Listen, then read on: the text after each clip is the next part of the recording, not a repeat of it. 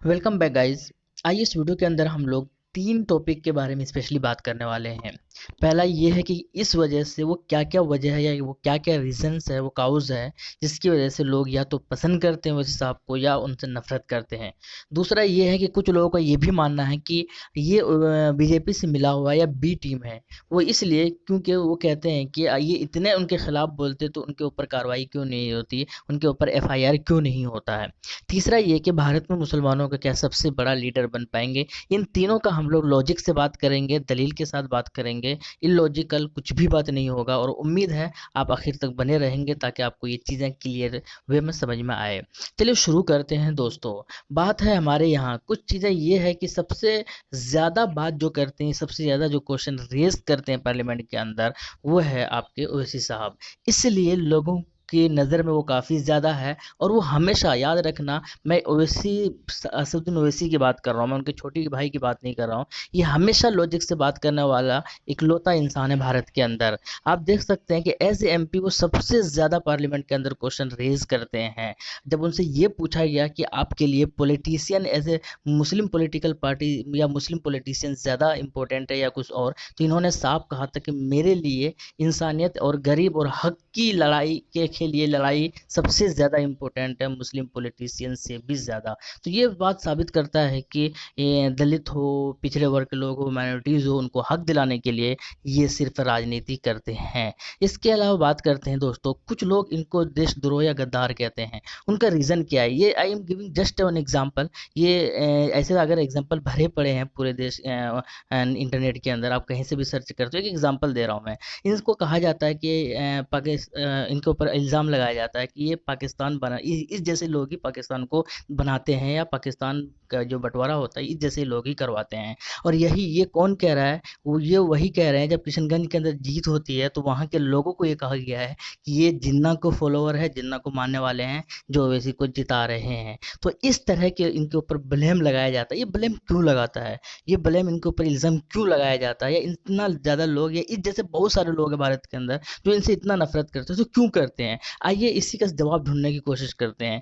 जब बात है डिमोनेटाइजेशन की, जब बात हो नोटबंदी की, तो यहाँ पर ये पार्लियामेंट के अंदर सबसे ऊंची आवाज़ में बोलने वाला इंसान है ये, कि ये गलत है, ये गरीबों को, ये दलितों को, ये मुसलमानों के खिलाफ है। ये हर किसी के तबके, गरीब तबके के लोगों के लिए ये प्रॉब्लम्स क्रिएट करेगा और वही होता है। ठीक है, जब बात हो जीएसटी की, तो ये कहते हैं कि आप बिना प्लान के, बिना किसी चीज़ को लेकर आप जीएसटी लागू कर रहे हैं, इसका डिसएडवांटेज आगे चलकर देखने को मिलेगा। पार्लियामेंट के अंदर ये आवाज़ उठाता है, लोग इनको कहते हैं कि बिगड़े हुए अल्फाजों को इस्तेमाल करते हैं, लेकिन जब ठीक एक मुद्दत गुजर जाता है तो देखने इनका बात बिल्कुल सही हो जाता है। जब बात आती है आप ट्रिपल तलाक की, तो इकलौता ये खड़े होकर जवाब देते हैं। हालांकि बहुत सारे लोग अपने घरों में जरूर कहते हैं कि ये गलत है, ये गलत है, लेकिन घरों में कहने से या दिल में सोच लेने से तो वो सही नहीं हो जाएगा या वो बंद नहीं हो पाएगा। तो ये हमें एक पार्लियामेंट हो या कोई भी सभा हो, हर जगह आवाज़ उठाने वाले हो, ये इकलौता इंसान है।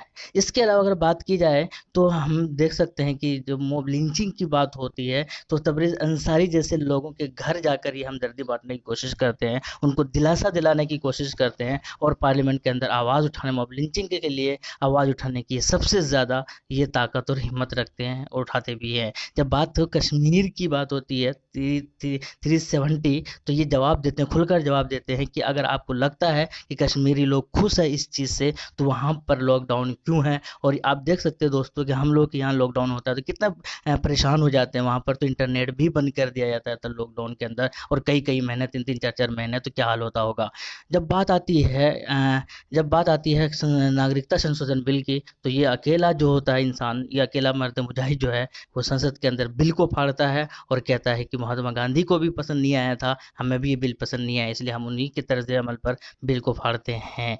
जब बात आती है शाहीन बाग की, तो ये हमेशा इश्यूज उठाते हैं, मुद्दा उठाते हैं कि शाहीन बाग कहीं जेल भरो आंदोलन या जलियां बाग वाला रूप ना ले ले, इसीलिए उनको उनका हक देने की बात करते हैं। जब बात आती है जामिया की, तो जामिया के अंदर, जेएनयू के अंदर और अलीगढ़ के अंदर जिस तरह से स्टूडेंट पर अंदर वायलेंस होता है, तो ये भी वहाँ पर अपना आवाज़ उठाते हैं। जब बात आते हैं दोस्तों अयोध्या की, तो ये आवाज़ उठाते हैं और आवाज़ उठाकर कहते हैं कि हमें इस तरह की जस्टिस पसंद नहीं है, लेकिन फिर भी हमें मानना पड़ेगा क्योंकि हम इस देश प्रदेश में रहते हैं। जब बात आती है, आप देख सकते हैं दिल्ली वायलेंस की राइट्स थी, तो ये कहते हैं कि ये स्ट्रक्चरल वायलेंस है, ये प्री प्लान था, ये पहले से सोची समझी एक साजिश थी जो दिल्ली के अंदर हाँ हमला वायलेंस हुआ। जब बात आती है, आप देख सकते हैं अनएम्प्लॉयमेंट की, तो कहते हैं कि यहाँ पर बेरोजगारी की बहुत ज़्यादा दर बढ़ रही है, आपको रोजगार देने की बात चलती है। जब बात आती है दोस्तों इस तरह के निज़ामुद्दीन मरकज़ की, तबलीगी की, तो ये सबसे पहले आगे खड़े होकर चिल्ला चिल्ला कर कहते हैं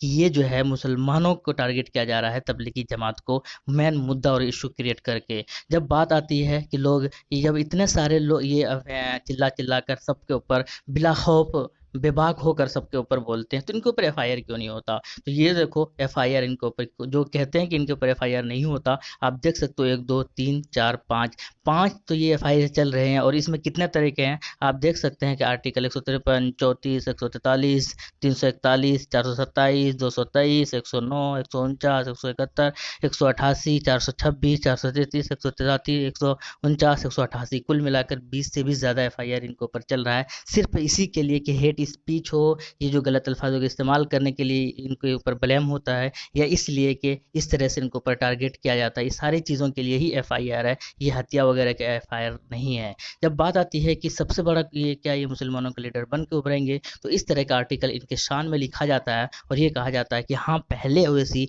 जरूर मुस्लिम को फोकस करके राजनीति या पॉलिटिक्स करते थे, लेकिन अब जो है ये धीरे धीरे आप देख सकते हैं कि सेक्युलर पार्टी या सेकुलर पॉलिटिक्स करते हैं, जिसमें दलित हो, जिसमें पिछड़े वर्ग के लोग हो, जिसमें माइनॉरिटीज़ हो, सबको साथ लेकर सबके लिए आवाज़ उठाने की कोशिश करते रहे हैं। और आने वाले दिनों में ये सबसे बड़े लीडर बनकर उभरेंगे भारत के अंदर, ये इसका भी दावा किया जाता है। तो उम्मीद है दोस्तों ये वीडियो पसंद ज़्यादा लंबी ना हो जाए, इसलिए हमें शॉर्ट करना ही पड़ रहा है, फिर भी ज़्यादा लंबी हो गया।